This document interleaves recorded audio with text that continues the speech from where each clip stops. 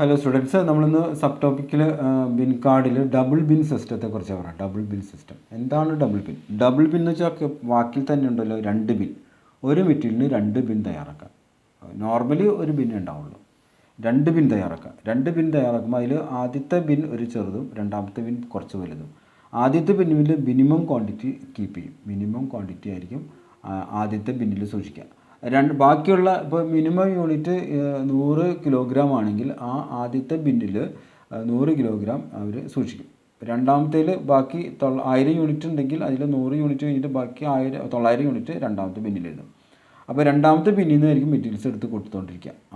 100 യൂണിറ്റുള്ള ആദ്യത്തെ ബിന്നിൽ നിന്ന് മെറ്റീരിയൽസ് എടുക്കില്ല. അത് എപ്പോഴും നമ്മൾ രണ്ടാമത്തെ ബിന്നിൽ നിന്ന് എടുത്തുകൊണ്ടിരിക്കുക. അങ്ങനെ മെറ്റീരിയൽസ് എടുക്കുക, വാങ്ങുമ്പോൾ അതിൽ വയ്ക്കുക, വീണ്ടും എടുക്കുക, വാങ്ങുമ്പോൾ എടുക്കുക എന്നുള്ളതാണ്. അങ്ങനെ ചെയ്തുകൊണ്ടിരിക്കും.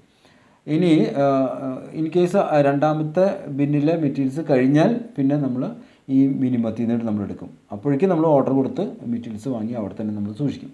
ഇതാണ് നമുക്ക് അതിൽ ചെയ്യാനുള്ളത് കേട്ടോ. അപ്പോൾ അതിൻ്റെ ഇതിലേക്ക് വരുമ്പോൾ നമുക്ക് some concerns divide the bin rack or shelf into 2 parts.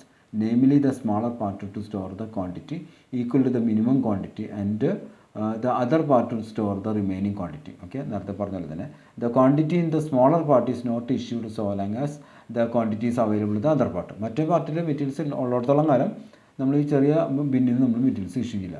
This system helps in exercising stores control in an effective way as it facilitates physical verification and services as a signal when it becomes necessary to use the quantity kept in the smaller part. അപ്പോൾ ഇതിനൊരു സിഗ്നലാണ്. എന്താണ്? Smaller പാർട്ടിൽ നിന്ന് നമുക്ക് materials എടുക്കാൻ തോന്നിക്കഴിഞ്ഞാൽ, എടുക്കാൻ തുടങ്ങിക്കഴിഞ്ഞാൽ നമ്മൾ അതിൽ നിന്ന് എന്ത് മനസ്സിലാക്കണം? മെറ്റീരിയൽസ് നമ്മൾ വാങ്ങാറായി എന്നുള്ള കാര്യം നമ്മൾ മനസ്സിലാക്കണം എന്നുള്ളതാണ്. അതാണ് അതിൽ നിന്ന് നമ്മൾ മനസ്സിലാക്കണം. അപ്പോൾ ഓരോ പ്രാവശ്യം നമ്മൾ രണ്ടാമത്തെ പാർട്ടിയിൽ നിന്ന് മെറ്റീരിയൽസ് എടുക്കുമ്പോൾ ആദ്യത്തെ പാർട്ടിയിൽ നിന്ന് മെറ്റീരിയൽ നമ്മൾ സാവകാശം എടുക്കുള്ളൂ. രണ്ടാമത്തെ പാർട്ടിലെ മെറ്റീരിയൽസ് കഴിഞ്ഞിട്ടാണ് നമ്മൾ ഒന്നാമത്തെ പാർട്ടിയിൽ നിന്ന് എടുക്കുക. അങ്ങനെ എടുത്തു കഴിഞ്ഞ് നമുക്ക് മനസ്സിലാക്കണം അത്രയും മെറ്റീരിയൽസ് നമ്മുടെ കഴിയാറായി, വീണ്ടും നമ്മൾ റീഓർഡർ ചെയ്യാനുള്ള ലെവലായി എന്നുള്ളതാണ് നമ്മൾ അതിൽ നിന്ന് മനസ്സിലാക്കുക.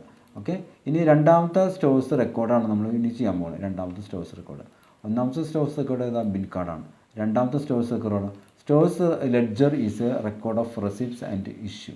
Receipts, issue and balance of materials both in quantity and value. Bin കാർഡിൽ ക്വാണ്ടിറ്റി മാത്രമേ ഉണ്ടായിരുന്നുള്ളൂ, ഇതിൽ വാല്യൂ കൂടെ ഉണ്ട് എന്നുള്ളതാണ് ഇതിൻ്റെ പ്രത്യേകത. സ്റ്റോഴ്സ് ലെഡ്ജറിൻ്റെ പ്രത്യേകത അതാണ്. Stores ledger is a record of receipts, issue and balance of materials both in quantity and value. It is maintained by the stores accounting section of the costing department. അപ്പോൾ costing department stores accounting സെക്ഷനിലാണ് അത് record ചെയ്യുക. അതാണ് അതിൻ്റെ പ്രത്യേകത കേട്ടോ. അപ്പോൾ bin കാർഡും stores ലെഡ്ജറും രണ്ടും സ്റ്റോഴ്സ് റെക്കോർഡുകളാണ്. ഇനി അതിൻ്റെ ഡിഫറൻസും നോക്കാം. Difference between bin card and stores ledger. Okay, the following are the difference between bin card and stores ledger. Then again, bin card ഒന്നാമത്തെ difference a record of quantity only. Stores ledger a record of both the quantity and value. Okay, maintained by storekeeper. എന്ന് വെച്ചാൽ എന്താണ്? bin card is maintained by storekeeper. Stores ledger is maintained by costing department. Then normally posted just before the transaction take place. സാധാരണ ഇത് transaction നടക്കുന്നതിന് തൊട്ട് മുമ്പായിട്ട് bin കാർഡിൽ എഴുതും. Always posted after the transaction take place. Transaction നടന്നു കഴിഞ്ഞതിന് ശേഷമാണ് അത് റെക്കോർഡ് ചെയ്യുക. Each transaction is individually posted. ഓരോ ട്രാൻസാക്ഷൻ ഇൻഡിവിജ്വലായിട്ട് പോസ്റ്റ് ചെയ്യുന്നു. ഇവിടെ transaction may be summarised and posted periodically.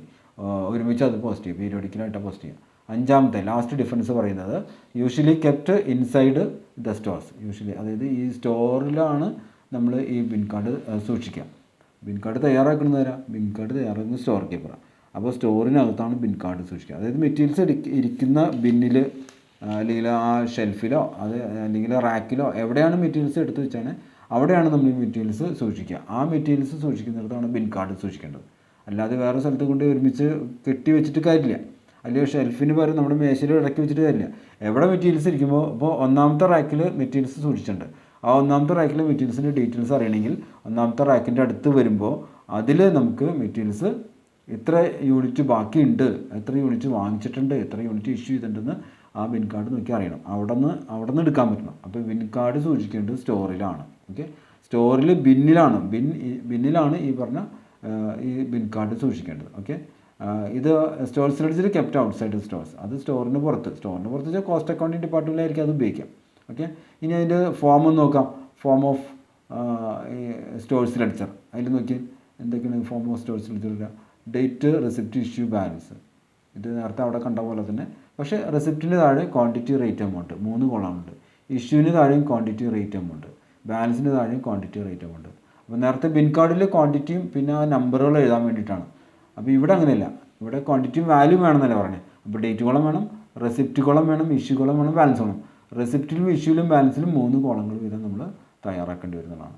Method of pricing material issues, ഇത് അതിൻ്റെ മെത്തേഡുകളുണ്ട്. ഇത് സ്റ്റോഴ്സ് ലെഡ്ജർ തയ്യാറാക്കുമ്പോൾ അതിൽ നമുക്ക് various methods of pricing materials issues may be grouped under the following categories. ഒന്ന് കോസ്റ്റ് പ്രൈസ് മെത്തേഡാണ്. കോസ്റ്റ് പ്രൈസ് മെത്തേഡിൽ എന്തൊക്കെ നമ്മൾ എഴുതുന്നത്? കോസ്റ്റ് പ്രൈസ് മെത്തേഡിൽ നമ്മൾ റെക്കോർഡ് ചെയ്യുന്നത് നമുക്ക് നോക്കാം. ഒന്ന് first in first out method. Okay, first in first out. ആദ്യം വന്നത് ആദ്യം ചെയ്യുക. രണ്ടാമത്തെ last in first out, last in first out. Cost പ്രൈസിൽ ഫസ്റ്റ് ഇൻ ഫസ്റ്റ് ഔട്ട്. രണ്ടാമത്തെ last in first out. LIFO method ചുരുക്കി പറയുമ്പോൾ അങ്ങനെ വരാം, last in first out. Then മൂന്നാമത്തെ base stock method, base stock method. നാലാമത്തെ എന്താണ്? Highest in first out, highest in first out. അഞ്ചാമത്തെ നെക്സ്റ്റ് ഇൻ ഫസ്റ്റ് ഔട്ട്, അതായത് തൊട്ടടുത്തുള്ളത് ആദ്യം ചെയ്യുക. അപ്പോൾ അങ്ങനെയാണ് നമുക്കതിൻ്റെ മെത്തേഡുകൾ നമുക്ക് പഠിക്കാൻ പറ്റുന്നത്.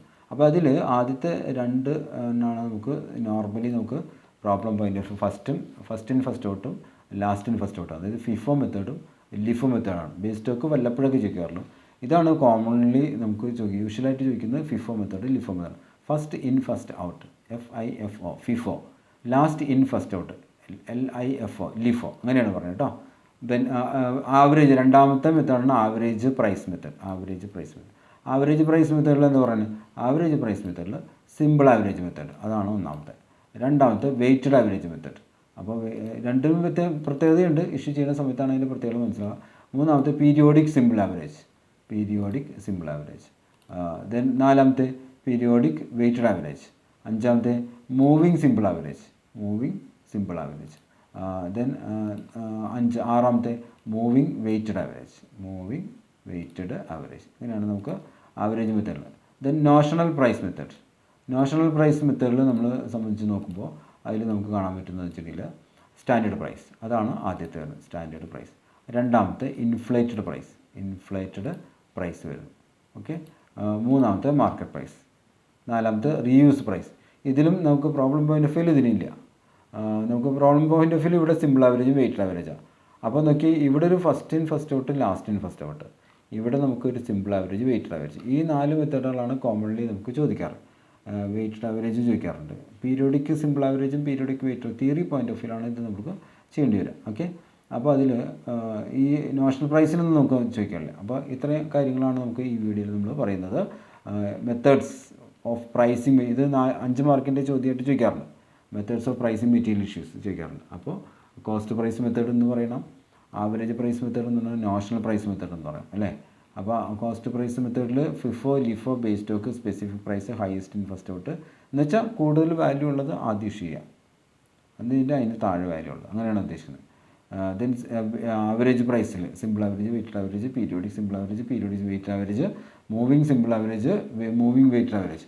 Then notional price method, notional standard price, inflated price, market price, reuse price. ഇതാണ് നമ്മുടെ മെത്തേഡ്സ് കേട്ടോ. ഓക്കെ, അപ്പോൾ അതൊന്ന് ശ്രദ്ധിച്ച് കേൾക്കുക. സ്റ്റോഴ്സ് ലെഡ്ജറിനെ കുറിച്ച് പഠിക്കുക, ഇത് രണ്ടും തമ്മിലുള്ള വ്യത്യാസം പഠിക്കുക. ഓക്കെ, അങ്ങനെ പഠിച്ച് അതാണ് നമുക്ക് ഈ വീഡിയോയിൽ നമുക്ക് പറയാൻ ഉദ്ദേശിച്ചത്. Okay, thank you.